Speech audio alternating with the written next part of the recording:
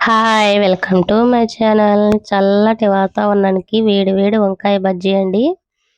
ఇవి చూస్తూ ఉంటేనే నోట్లో నీళ్లు ఊరిపోతున్నాయి. అంత టేస్టీగా వచ్చినాయి వంకాయ బజ్జీ.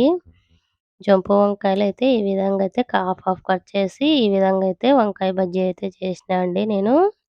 బజ్జీలు చూడండి 3 ఎంత జంపుగున్నాయో. మా ఆయన తింటున్నాడు. సూపర్ టేస్ట్ వచ్చినాయండి. ఈ విధంగా అయితే జంపుగా వంకాయని సన్న సన్నగా కట్ చేసి ఈ విధంగా అయితే వంకాయ బజ్జీ అయితే ఏసినా. చల్లటి వాతావరణానికి ఏమైనా వేడి వేడి తినాలనిపించిందంట మా ఇంట్లో మా ఆయనకు. అందుకే ఈ విధంగా అయితే ఈరోజు వంకాయ బజ్జీ, వంకాయ వడలండి. ఈ విధంగా అయితే ఏసేసినా. సూపర్ టేస్ట్ వచ్చినాయి వంకాయ వడలు మటుకు. ఈ ఫస్ట్‌లో ఏసినవి కొంచెం మందం ఎక్కువైంది పిండి. దుబ్బగా వచ్చినాయి. నెక్స్ట్ ఏసేవి మటుకు భలే వచ్చినాయి చూడండి. జంపు కొంచెం నైస్ వంకాయలు ఇవి. సన్నగా అవి వంకాయలు కొంచెం లావున్నాయి. ఆ విధంగా అయితే వచ్చినాయి. ఇవి 2 నైస్‌గా ఉన్నాయి. ఈ విధంగా వచ్చినాయి. సూపర్ టేస్ట్ వచ్చినాయి. ఈ చల్లటి వాతావరణానికి వేడి వేడిగా ఈ వంకాయ వడలేసుకొని తింటా ఉంటే సూపర్ టేస్ట్ ఉండండి. చూడండి ఈ విధంగా అయితే ఏసినా నేను వంకాయ వడలు.